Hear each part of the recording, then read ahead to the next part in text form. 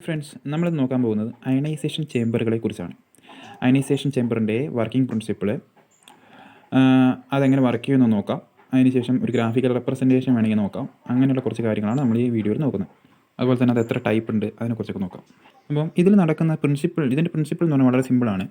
ഒരു incoming nuclear radiation നമ്മുടെ nuclear reaction ചേമ്പറിൻ്റെ ഉള്ളിൽ, അതായത് റിയാക്ഷൻ ചേമ്പറിൻ്റെ ഉള്ളിൽ ഗ്യാസ് ഫിൽഡായിട്ടുള്ള ചേമ്പറിനുമായിട്ട് ഇൻട്രാക്ട് ചെയ്ത് ആ ഗ്യാസിനെ അയണൈസ് ചെയ്യും. ആ അയണൈസ് ചെയ്യുന്ന ഗ്യാസിനെ ഒരു എഫക്റ്റീവ് പൊട്ടൻഷ്യൽ ഡിഫറൻസ് ഉപയോഗിച്ച് ആ അയൺസിനെ നമ്മൾ മോഷൻ കൊണ്ടുവന്ന് ഇലക്ട്രോഡുകൾ വഴി ഒരു ഇലക്ട്രിക്കൽ സിഗ്നൽ ഉണ്ടാക്കും. ഇലക്ട്രിക്കൽ സിഗ്നലിനെ ആംപ്ലിഫൈ ചെയ്തതിന് ശേഷം നമുക്ക് വേണ്ട ഔട്ട്പുട്ട് നമ്മൾ എടുക്കുകയാണ് ചെയ്യുന്നത്. ഓക്കെ, ഈ കാര്യങ്ങൾ നമ്മൾ കഴിഞ്ഞ വീഡിയോയിൽ നമ്മൾ ഡയഗ്രാം വെച്ച് എക്സ്പ്ലെയിൻ ചെയ്ത കാര്യങ്ങളാണ്. ഗ്യാസ് ഫിൽഡ് അയണൈസേഷൻ ഡിറ്റക്ടർ എന്നുള്ള ടോപ്പിക്കിൽ നമ്മൾ ഈ ഒരു ഡയഗ്രാം വെച്ച് കാര്യങ്ങളൊക്കെ എക്സ്പ്ലെയിൻ ചെയ്തിട്ടുണ്ട്. അത് ഒന്നുകൂടി നമുക്ക് അയണൈസേഷൻ ചേമ്പറിൻ്റെ കാര്യത്തിൽ മാത്രം എങ്ങനെ വർക്ക് ചെയ്യുന്നു എന്നുള്ള രീതിയിൽ നമുക്കിത് നോക്കാം. ഇതിൽ പ്രത്യേകം ശ്രദ്ധിക്കേണ്ട കാര്യം, അയണൈസേഷൻ ചേമ്പർ എന്നുള്ള ഈ ഡിറ്റക്ടർ വർക്ക് ചെയ്യുന്നത് പ്രൈമറി അയണൈസേഷൻ മാത്രം ഉപയോഗിച്ചുകൊണ്ടാണ്. പ്രൈമറി അയണൈസേഷൻ മാത്രമേ നടക്കുന്നുള്ളൂ. ബാക്കിയുള്ള കേസുകളിൽ ഗിഗർ മില്ലർ ആയിക്കോട്ടെ, പ്രപ്പോർഷണൽ കൗണ്ടർ ആയിക്കോട്ടെ, സെക്കൻഡറി അയണൈസേഷൻ നടക്കാറുണ്ട്. ഇതിൽ പ്രൈമറി അയണൈസേഷൻ മാത്രമേ നടക്കുള്ളൂ, സെക്കൻഡറി നടക്കുന്നില്ല. അതാണ് അയണൈസേഷൻ ചേമ്പറിൻ്റെ പ്രത്യേകത. സോ ഞാനിവിടെ ഒരു സിലിണ്ട്രിക്കൽ അയണൈസേഷൻ ചേമ്പറാണ് കൺസിഡർ ചെയ്യുന്നത്. അപ്പോൾ ഇൻഫാക്റ്റ് ഈ കണക്ഷനൊക്കെ ഞാൻ എക്സ്പ്ലെയിൻ ചെയ്തതാണ്, എങ്കിലും ഒന്നുകൂടി എക്സ്പ്ലെയിൻ ചെയ്യാം. ഇത് ഒരു സിലിണ്ടറാണ്, ഒരു ഹോളോ സിലിണ്ടർ, മെറ്റാലിക് സിലിണ്ടറാണ്. ഈ മെറ്റാലിക് സിലിണ്ടറിന് നടുവിലൂടെ നമ്മളൊരു ഇലക്ട്രോഡ് പാസ് ചെയ്യുകയാണ്, ഒരു മെറ്റാലിക് റോഡ് പാസ് ചെയ്യുകയാണ്. ആ മെറ്റാലിക് സിലിണ്ടറും ഈ ഇലക്ട്രോഡ് നമ്മളുടെ കോണ്ടാക്റ്റ് ഒഴിവാക്കാൻ വേണ്ടി നമ്മളിവിടെ 2 ഇൻസുലേറ്ററുകൾ ഉപയോഗിച്ചിട്ടുണ്ട്. ഇത് 2 ഇൻസുലേറ്ററുകളാണ്. ഇതിനെ മെറ്റാലിക് റോഡിനെയും ഈ സിലിണ്ടർ നമ്മുടെ കോണ്ടാക്റ്റുകൾ ഒഴിവാക്കാൻ വേണ്ടിയിട്ടാണ് ഈ ഇൻസുലേറ്റേഴ്സ് ഉപയോഗിച്ചിരിക്കുന്നത്. അതിനുശേഷം ഈ മെറ്റാലിക് ഇലക്ട്രോഡുമായി ബാറ്ററിയുടെ പോസിറ്റീവ് കണക്ട് ചെയ്യുന്നു. അതുപോലെ തന്നെ ഈ സിലിണ്ടറുമായി ബാറ്ററിയുടെ നെഗറ്റീവ് കണക്ട് ചെയ്യുന്നു. ഈ റെസിസ്റ്റൻസിന് അക്രോസ് ഇതിൻ്റെ ഉള്ളിൽ ഉണ്ടാകാൻ പോകുന്ന പൊട്ടൻഷ്യൽ ഡിഫറൻസ് ഈ റെസിസ്റ്റൻസിന് അക്രോസ് നമ്മൾ മെഷർ ചെയ്യുകയാണ്. ഔട്ട്പുട്ട് വി ഔട്ട് ഇവിടെയാണ് എടുക്കുന്നത്. ഓക്കെ, ഇത്രയാണ് നമ്മുടെ കണക്ഷൻസ്. അതിനുശേഷം നമ്മൾ ചെയ്യാൻ പോകുന്നത് എന്താണെന്ന് വെച്ചാൽ, ഏതെങ്കിലും ഒരു ഗ്യാസ്, അതായത് ഈ റിയാക്ഷൻ നടക്കാൻ പാകത്തിനുള്ള ഏതെങ്കിലും ഗ്യാസ്, എയർ ആവാം, ഹൈഡ്രജൻ ആവാം, സംതിങ്, ഇതിനുള്ളിൽ ഫില്ല് ചെയ്യുകയാണ്. ഓക്കെ, സോ ഇതിൻ്റെ അകത്ത് മൊത്തം ഗ്യാസ് ഫില്ല് ചെയ്ത് വെച്ചിട്ടുണ്ട്. ഇതിനകത്തേക്ക് ഞാനെൻ്റെ ഏതോ ഒരു റേഡിയേഷൻ, ബീറ്റയോ ന്യൂക്ലിയർ റേഡിയേഷനാണ് നമുക്കിവിടെ മെഷർ ചെയ്യേണ്ടത്. കാരണം ഇതിനെ ഡിറ്റക്റ്റ് ചെയ്യണം, ഈ റേഡിയേഷൻ ഡിറ്റക്റ്റ് ചെയ്യണം. അതാണ് നമ്മൾ ഇവിടെ ചെയ്യാൻ പോകുന്നത്. അപ്പം E1 എനർജിയുള്ള ഏതോ ഒരു റേഡിയേഷൻ ഇവിടേക്ക് വരികയാണ്. അപ്പം ഇത് വന്ന് ഇടിച്ച് തെറിപ്പിക്കുകയാണ് ഈ ഗ്യാസ് മോളിക്യൂളിനെ. അപ്പം ഈ ഗ്യാസ് മോളിക്യൂൾ ഇതിൻ്റെ എനർജി കാരണം എക്സൈറ്റഡ് സ്റ്റേറ്റിലേക്ക് പോകും. അപ്പം ഒരു ഇലക്ട്രോണിനെ, അല്ലെങ്കിൽ പോസിറ്റീവും നെഗറ്റീവും ആയിട്ടുള്ള അയൺസായിട്ട് ഇതിലെ ഗ്യാസ് മോളിക്യൂൾ മാറും. ഒരു പോസിറ്റീവ് അയൺ ഉണ്ടാവും, ഒരു നെഗറ്റീവ് അയൺ ഉണ്ടാവും, ഒരു പോസിറ്റീവ് അയൺ ഉണ്ടാവും, ഒരു നെഗറ്റീവ് അയൺ ഉണ്ടാവും, സംതിങ്. അങ്ങനെ ഗ്യാസ് മോളിക്യൂൾസ് അയണൈസ് ചെയ്യപ്പെടും. ഈ വരുന്ന റേഡിയേഷൻ്റെ സ്ട്രെങ്ത് അനുസരിച്ച് ഈ ഗ്യാസ് മോളിക്യൂൾ അയണൈസേഷൻ ചെയ്യപ്പെടും. ഇപ്പം E1ൻ്റെ എനർജി വളരെ കൂടുതലാണെങ്കിൽ അതിന് തുല്യമായിട്ടുള്ള അയണൈസേഷൻ ആയിരിക്കും ഇവിടെ ഉണ്ടാകുക. കാരണം ഇത് സ്റ്റോപ്പ് ചെയ്യുന്നത് വരെ ഗ്യാസ് മോളിക്യൂൾ അയണൈസ് ചെയ്യപ്പെടും എന്നുള്ള കാര്യമാണ് നമ്മൾ ആദ്യമായിട്ട് നോക്കുന്നത്. സോ അങ്ങനെ അയണൈസ് ചെയ്യപ്പെട്ടിട്ടുണ്ടെങ്കിൽ ഈ gas molecule under thermal motion ആയിരിക്കും നോർമൽ കണ്ടീഷനിൽ. ഞാനിവിടെ വോൾട്ടേജ് ഒന്നും അപ്ലൈ ചെയ്യുന്നില്ല, ഈ വോൾട്ടേജ് ഞാൻ പൊത്തിപ്പിടിച്ചു, ഇവിടെ അപ്ലൈ ചെയ്യുന്നില്ല. അങ്ങനെയാണെങ്കിൽ സ്വാഭാവികമായിട്ടും കുറച്ച് നേരം കഴിഞ്ഞിട്ടുണ്ടെങ്കിൽ ഒരു പോസിറ്റീവ് അയണും വേറൊരു നെഗറ്റീവ് അയണും കൂടെ കൂട്ടിമുട്ടി ഒരു ന്യൂട്രൽ അയണായിട്ട് മാറും. പക്ഷേ അങ്ങനെ മാറിയിട്ടുണ്ടെങ്കിൽ നമുക്കിവിടെ ഡിറ്റക്ഷൻ കാര്യങ്ങളൊന്നും നടക്കത്തില്ല. അപ്പം നമുക്ക് ചെറിയൊരു ഇലക്ട്രിക് ഫീൽഡ് അപ്ലൈ ചെയ്യണം ഇതിന് അക്രോസ് ആയിട്ട്, അല്ലേ? കറക്റ്റായിട്ട് പറയുകയാണെങ്കിൽ ചെറിയൊരു ഇലക്ട്രിക് ഫീൽഡ് നമുക്ക് അപ്ലൈ ചെയ്യണം. ഇതിൻ്റെ കൂട്ടിമുട്ടൽ ഒഴിവാക്കി ഇതിൻ്റെ റീകോമ്പിനേഷൻ ഓഫ് അയൺസ് നടക്കാതിരിക്കാൻ വേണ്ടിയിട്ടാണ് നമ്മളിവിടെ ചെറിയൊരു ഇലക്ട്രിക് ഫീൽഡ് അപ്ലൈ ചെയ്യണം. അപ്പം ഞാനിവിടെ നിന്ന് പൊട്ടൻഷ്യൽ അപ്ലൈ ചെയ്യാൻ വെക്കാം. പൊട്ടൻഷ്യൽ അപ്ലൈ ചെയ്യുകയാണെങ്കിൽ എങ്ങോട്ടായിരിക്കും ഇലക്ട്രിക് ഫീൽഡ് ഉണ്ടാകുക? പോസിറ്റീവ് നിന്ന്, അതായത് ആനോഡിൽ നിന്ന് കാഥോഡിലേക്ക് ഒരു ഇലക്ട്രിക് ഫീൽഡ് ഇങ്ങനെ ഡയറക്ഷനിൽ ഉണ്ടാവും. സോ സിമിലർലി ഓർക്കുക, ഇത് സിലിണ്ടറിൻ്റെ ഒരു സൈഡാണ്. സിമിലർലി ഇലക്ട്രിക് ഫീൽഡ് ഇങ്ങോട്ടുണ്ടാവും. ആനോഡിൽ നിന്ന് കാഥോഡിലേക്ക് ഇലക്ട്രിക് ഫീൽഡ് ഈ സിലിണ്ടറിന് ഈ സെൻട്രൽ ആനോഡിൽ നിന്ന് ഇലക്ട്രിക് ഫീൽഡ് 4 സൈഡിലേക്ക് ഇങ്ങനെ സ്പ്രെഡ് ചെയ്യും എന്നുള്ള കാര്യം ആലോചിക്കുക. അങ്ങനെയാണെങ്കിൽ ഈ നെഗറ്റീവ് അയൺസ് ഈ ഇലക്ട്രിക് ഫീൽഡിൻ്റെ കാരണം കൊണ്ട് നെഗറ്റീവ് അയൺസ് എങ്ങോട്ട് മൂവ് ചെയ്യും? നെഗറ്റീവ് അയൺസ് സിലിണ്ടറിൻ്റെ അടുത്തോട്ട് മൂവ് ചെയ്യും. പോസിറ്റീവ് അയൺസ് സിലിണ്ടറിൻ്റെ അടുത്തോട്ട് മൂവ് ചെയ്യും. കാരണം ഈ സിലിണ്ടറിൻ്റെ ചാർജ് എന്ന് പറഞ്ഞാൽ നെഗറ്റീവാണ്, കാഥോഡാണ്. കാഥോഡിൻ്റെ അടുത്തേക്ക് പോസിറ്റീവ് അയൺസ് എല്ലാം മൂവ് ചെയ്യും. അതുപോലെ തന്നെ നെഗറ്റീവ് അയൺസ് എല്ലാം ഇലക്ട്രോഡിൻ്റെ അടുത്തേക്ക് മൂവ് ചെയ്യും. നെഗറ്റീവ് അയൺസ് എല്ലാം ഇലക്ട്രോണിൻ്റെ അടുത്തേക്ക് മൂവ് ചെയ്യും. അതുപോലെ തന്നെ പോസിറ്റീവ് അയൺസ് എല്ലാം സിലിണ്ടറിൻ്റെ അടുത്തേക്ക് മൂവ് ചെയ്യും. കാഥോഡിൻ്റെ അടുത്തേക്ക് പോസിറ്റീവ് അയൺസും ആനോഡിൻ്റെ അടുത്തേക്ക് നെഗറ്റീവ് അയൺസും മൂവ് ചെയ്യും. അങ്ങനെയാകുമ്പം നമുക്ക് എന്താവുമെന്ന് വെച്ചാൽ ഈ റീകോമ്പിനേഷൻ്റെ ചാൻസ് ഇലക്ട്രിക് ഫീൽഡ് കൂടുന്നതനുസരിച്ച് കുറഞ്ഞ് വരും. അതായത് ഒന്നും ഇലക്ട്രിക് ഫീൽഡ് അപ്ലൈ ചെയ്തില്ലെങ്കിൽ ഇവിടെ റീകോമ്പിനേഷൻ ചാർജ് കൂടുതലാണ്, ഇവിടെ വന്ന് അയൺ തട്ടാനുള്ള ചാൻസ് കുറവാണ്. അതേസമയം നമ്മൾ ഇലക്ട്രിക് ഫീൽഡ് കൂടുന്തോറും ഈ അയണിൻ്റെ മോഷൻ സ്പീഡ് കൂടിക്കൂടി വരും. അപ്പം പെട്ടെന്ന് തന്നെ ഈ ഇലക്ട്രിക് ഫീൽഡിൻ്റെ ഇൻറ്റൻസിറ്റി ഇവിടെ കൂടുന്തോറും ഇങ്ങനെ ഇലക്ട്രിക് ഫീൽഡ് കൂടി വരുന്തോറും നമ്മുടെ അയണിൻ്റെ വേഗത കൂടും. വേഗം വന്നിട്ട് റീകോമ്പിനേഷനുള്ള ചാൻസ് വളരെ കുറച്ചുകൊണ്ട് ഈ ആനോഡിലും കാഥോഡിലും ഒക്കെ വന്നിട്ട് ഇലക്ട്രിക് ഈ അയോൺസ് പോസിറ്റീവ് നെഗറ്റീവ് അയോൺസും വന്ന് തട്ടും. സോ നമ്മുടെ സർക്യൂട്ട് എങ്ങനെ കംപ്ലീറ്റ് ആവുമെന്ന് വെച്ചാൽ ഇവിടെ പോസിറ്റീവ് അയൺസ് വന്ന് ഇവിടെ നെഗറ്റീവ് അയൺസ് വരുന്നു. സോ നമ്മുടെ കണ്ടക്ഷൻ കംപ്ലീറ്റ് ആവുന്നു, ഈ സർക്യൂട്ട് കംപ്ലീറ്റ് ആവുന്നു. ഈ ഒരു അയൺസിൻ്റെ മൂവ്മെൻറ്റ് കൊണ്ടാണ് നമുക്കിവിടെ ഒരു കറണ്ട് കിട്ടുന്നത്, ഇവിടെ ഒരു പൊട്ടൻഷ്യൽ ഡിഫറൻസ് ഉണ്ടാകുന്നത്. ഓക്കെ, അതുവരെയുള്ള കാര്യങ്ങൾ വ്യക്തമായി എന്ന് വിചാരിക്കുന്നു. ഇനി നമ്മൾ നോക്കുന്നത് ഒരു ഗ്രാഫാണ്. ഇൻഫാക്റ്റ് നമ്മൾ മനസ്സിലാക്കേണ്ട കാര്യം, വോൾട്ടേജ് കൂടുമ്പോൾ ഇലക്ട്രിക് ഫീൽഡ് കൂടും, ഇലക്ട്രിക് ഫീൽഡ് കൂടുമ്പോൾ ഈ അയൺസിൻ്റെ മോഷൻസ് കൂടുമ്പോൾ നമുക്ക് ഇവിടുത്തെ ഔട്ട്പുട്ട് കൂടുതൽ കിട്ടും.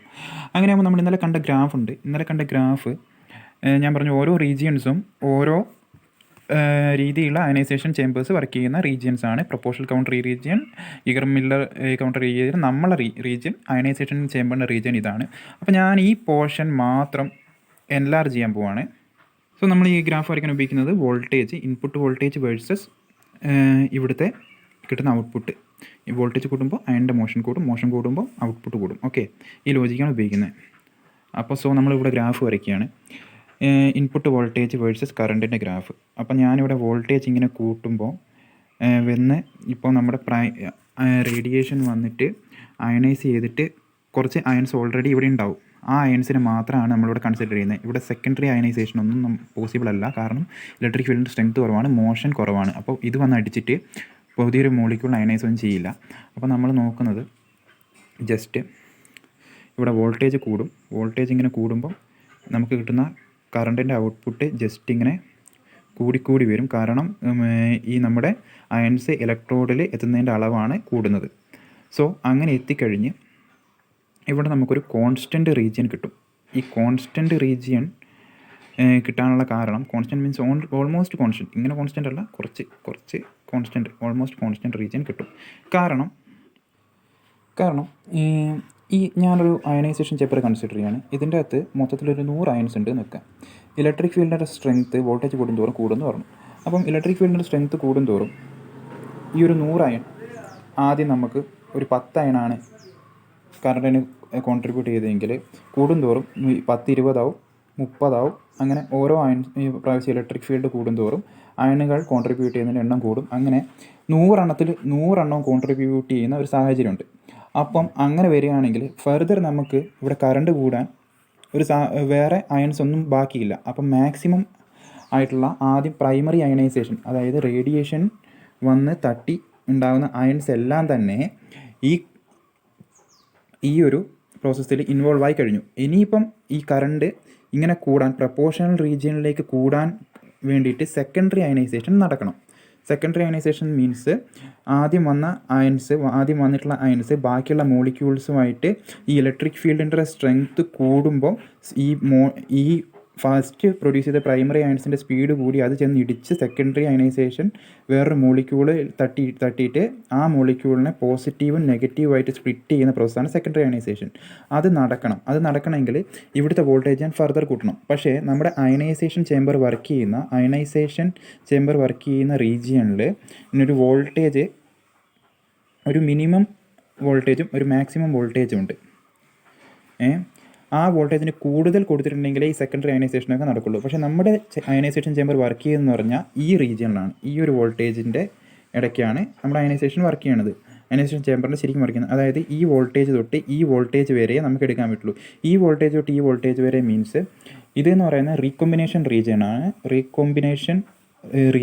റീകോമ്പിനേഷൻ റീജിയൻ എന്ന് പറഞ്ഞാൽ അയനൈസേഷൻ പോസിറ്റീവ് അയണും നെഗറ്റീവ് അയണും കൂടെ കമ്പൈൻ ചെയ്തിട്ട് ന്യൂട്രൽ മോളിക്യൂളായി മാറും. ആ എഫക്റ്റ് ഇലക്ട്രിക് ഫീൽഡ് കൂടുന്തോറും കുറഞ്ഞു വരും. അതായത് വോൾട്ടേജ് കൂടുന്തോറും കുറഞ്ഞു വരും. ശേഷം മാക്സിമം ഔട്ട്പുട്ട് നമുക്ക് എല്ലാ അയണും കോൺട്രിബ്യൂട്ട് ചെയ്ത് മാക്സിമം ഔട്ട്പുട്ട് ഈ ഒരു വോൾട്ടേജ് വരെ കിട്ടും. അതിനുശേഷം സെക്കൻഡറി അയനൈസേഷൻ ആ റീജിയനിലേക്ക് നമ്മൾ പോകേണ്ട കാര്യമില്ല. നമ്മുടെ റീജിയൻ ഈ ഒരു റീജിയനാണ് നമ്മുടെ റീജിയൻ.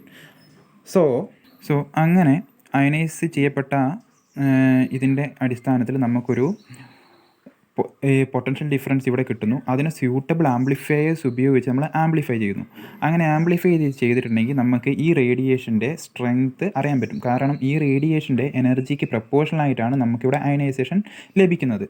ഇപ്പം ഉദാഹരണത്തിന് E1 എന്ന് പറയുന്ന റേഡിയേഷൻസും വരുന്നുണ്ട്, E2 എന്ന് പറയുന്ന റേഡിയേഷനും വരുന്നുണ്ടെന്ന് വെക്കുക. E1 എന്ന് പറയുന്ന റേഡിയേഷന് സ്ട്രെങ്ത്ത് കുറവാണെങ്കിൽ അത് അയനൈസ് ചെയ്യപ്പെടുന്ന അയൺസിൻ്റെ എണ്ണവും കുറവായിരിക്കും. അവിടെ ഗ്യാസ് മോളിക്യൂൾ അയനൈസ് ചെയ്യപ്പെടുന്നതിൻ്റെ അളവ് കുറവായിരിക്കും. E2 എനർജി കൂടുതലുള്ളതാണെങ്കിൽ E2 അയനൈസ് ചെയ്യുന്ന ഗ്യാസ് മോളിക്യൂളിൻ്റെ അളവ് കൂടുതലായിരിക്കും. സോ നമുക്ക് കിട്ടുന്ന പൾസിൻ്റെ ഔട്ട്പുട്ട് വ്യത്യാസം ഉണ്ടാവും. E1ന് പൾസ് കുറവും E2ന് പൾസ് കൂടുതലായിരിക്കും കിട്ടുക. കാരണം എനർജി കൂടുതലുള്ളതിന് പൾസ് കൂടുതലായി കിട്ടും. അങ്ങനെ നമുക്ക് എനർജി ഡിഫറൻസ്, അതുപോലെ തന്നെ വരുന്ന റേഡിയേഷൻസിൻ്റെ അളവ് മുതലായവയൊക്കെ നമുക്ക് ഈ ഗ്യാസ് ഫീൽഡ് അയനൈസേഷൻ ഡിറ്റക്ടറിൻ്റെ ഈ അയനൈസേഷൻ ചേംബർ വെച്ചിട്ടുള്ള കേസിൽ കണ്ടുപിടിക്കാൻ പറ്റും. അയനൈസേഷൻ ചേംബർ വെച്ചിട്ട് നമുക്ക് എനർജിയും കണ്ടുപിടിക്കാൻ പറ്റും, എനർജി ഡിഫറൻസും കണ്ടുപിടിക്കാൻ പറ്റും, അതുപോലെ തന്നെ നമ്പർ ഓഫ് പാർട്ടിക്കിൾസും കണ്ടുപിടിക്കാൻ പറ്റും. ഇങ്ങോട്ട് പോകും തോറും ഈ ഗിഗർ മില്ലർ കൗണ്ടറിലൊന്നും എനർജി ഡിഫറൻസ് ഇല്ലാത്തതുകൊണ്ട് അത് കണ്ടുപിടിക്കാൻ പറ്റില്ല. ഇതൊക്കെ ഇന്നലെ എക്സ്പ്ലെയിൻ ചെയ്തതാണ്. So after suitable amplification this pulses can be electrically processed for pulse height analysis to measure the energy deposited in the sensitive volume of the gas by nuclear radiation. അതൊക്കെ text ബുക്കിൽ അതുപോലെയുള്ളതാണ്. അതൊക്കെ മനസ്സിലായെന്ന് വിചാരിക്കുന്നു. പിന്നെ specially designed ചേംബറുകളിൽ ഈ pulse ഹൈറ്റും energy മാത്രമല്ല, particle എവിടെ നിന്നും വരുന്നു, പാർട്ടിക്കിൾ റേഞ്ച് എത്രയാണ്, direction of the track, formation and time detection of the particle തുടങ്ങിയ ബാക്കിയുള്ള ഡീറ്റെയിൽസ് ഒക്കെ കണ്ടുപിടിക്കാൻ പറ്റും. വേറൊരു ഇമ്പോർട്ടൻറ്റ് കാര്യം എന്താ വെച്ചാൽ ionisation chamber can be operated in 2 ways, pulse mode and direct current mode. ഇതിൽ പൾസ് മോഡാണ് ഇമ്പോർട്ടൻ്റ് ആയിട്ടുള്ള മോഡ്. Direct current mode widely used ആണ്. അതായത് നമുക്ക് ബൾക്കായിട്ടുള്ള ഒരു റേഡിയേഷൻ്റെ എമൗണ്ടാണ് അറിയുന്നതെങ്കിൽ ഡയറക്റ്റ് കറണ്ട് മോഡും, ഡിഫറെൻറ്റ് റേഡിയേഷൻ നല്ല വ്യക്തമായി അനലൈസ് ചെയ്യണമെങ്കിൽ പൾസ് മോഡുമാണ് ഉപയോഗിക്കുക. ഡയറക്റ്റ് കറണ്ട് മോഡിൻ്റെ ആദ്യത്തെ ഭാഗം ഞാൻ നോക്കുന്നുണ്ട്. പിന്നെ പൾസ് മോഡ് അബിനും അഖിലുമാണ് എടുക്കുന്നത്. ഇതിനെക്കുറിച്ച് ഡീറ്റെയിൽ ആയിട്ട് നമുക്ക് അടുത്ത വീഡിയോയിൽ നോക്കാം. അതുമാത്രമല്ല നമുക്ക് ഇനി നോക്കാനുള്ളത് ഈ അയനൈസേഷൻ ചേംബർ ഡിഫറെൻറ്റ് ടൈപ്സിൽ നമുക്ക് ക്രിയേറ്റ് ചെയ്യാൻ പറ്റും. അതൊന്നും പറയേണ്ട കാര്യമില്ല. കാരണം അയനൈസേഷൻ ചേംബർ ഇത് സിലിണ്ടറിക്കൽ അയനൈസേഷൻ ചേംബറാണ്. ഇതിന് നമുക്കുള്ളത് ഒരു ഇലക്ട്രോഡ് ആനോഡായിട്ട് ആക്ട് ചെയ്യുന്ന ഒരു ഇലക്ട്രോഡ്, ഒരു കാഥോഡാണ്. ഈ ആനോഡായിട്ടുള്ള ഇലക്ട്രോഡും കാഥോഡുമാണ് എല്ലാ അയനൈസേഷൻ ചേംബറിലും ഉണ്ടാകുക. അതിൻ്റെ ഷേപ്പ് എങ്ങനെ മാറ്റിയിട്ടുണ്ടെങ്കിലും നമുക്ക് ഈ രണ്ട് സാധനം ഉണ്ടാവണം. പിന്നെ ഒരു വോളിയം ഉണ്ടാവണം, ഫിക്സ്ഡ് ആയിട്ടുള്ള ഒരു വോളിയം ഉണ്ടാവണം. ഈ വോളിയത്തിൻ്റെ എമൗണ്ട്, കാരണം ഒരു ന്യൂക്ലിയർ ഫിസിക്സിന് അറിയാം ഈ വോളിയത്തിൽ ഏത് ഗ്യാസാണ് ഫില്ല് ചെയ്യുന്നത്. ഇപ്പോൾ BF3 ആണെങ്കിൽ ഫില്ല് ചെയ്യുന്നത്, അപ്പോൾ ഹൈഡ്രജൻ ആണ് ഫില്ല് ചെയ്യുന്നതെങ്കിൽ അത് അയനൈസ് ചെയ്യാൻ എത്ര എനർജി വേണം, അതനുസരിച്ച് W എനർജി ഡിഫറൻസ് കണ്ടുപിടിക്കാൻ പറ്റും. എത്ര എനർജി എടുത്തു ഇതാക്കാൻ സ്പ്ലിറ്റ് ചെയ്യാൻ വേണ്ടി, അതുപോലെ തന്നെ ബാക്കിയുള്ള കാര്യങ്ങളൊക്കെ ഇത് വെച്ച് ഡിറ്റർമിൻ ചെയ്യാൻ പറ്റും. ഇപ്പം നമുക്ക് മെയിനായിട്ട് 2 ടൈപ്സ് ഓഫ് അയനൈസേഷൻ ചേംബറാണ്. ഒന്ന് സിലിണ്ടറിക്കൽ ഞാൻ നേരത്തെ പറഞ്ഞു, ഇതിലേക്കൂടെ ഒരു ഇലക്ട്രോഡ് ഉണ്ടാവും, ഇതിലേക്കൂടെ ഇൻസുലേറ്റർ വെച്ച് സെപ്പറേറ്റ് ചെയ്യുന്നു, പൊട്ടൻഷ്യൽ ഡിഫറൻസും കാര്യങ്ങളൊക്കെ പറഞ്ഞു. അതുപോലെ തന്നെ ഇതേ ഇലക്ട്രോഡും ഇതും ഉണ്ടാവണമെന്നേ ഉള്ളൂ. ഈ ഇലക്ട്രോഡും കാഥോഡും ഉണ്ടാവണമെന്നേ ഉള്ളൂ. അപ്പം നമുക്ക് ജസ്റ്റ് ഇത് പൊത്തിപ്പിടിച്ചിട്ടുണ്ടെങ്കിലും കാര്യം നടക്കും. അതായത് പ്ലെയിൻ അല്ല, പാരലൽ പ്ലേറ്റ് അയനൈസേഷൻ ചേംബറും വളരെ കോമൺ ആണ്. പാരലൽ പ്ലേറ്റ് എന്ന് വെച്ചാൽ ഒന്ന് ആനോഡായിട്ടും ഒന്ന് കാഥോഡായിട്ടും ആക്ട് ചെയ്യും എന്നുള്ള കേസ് മാത്രം.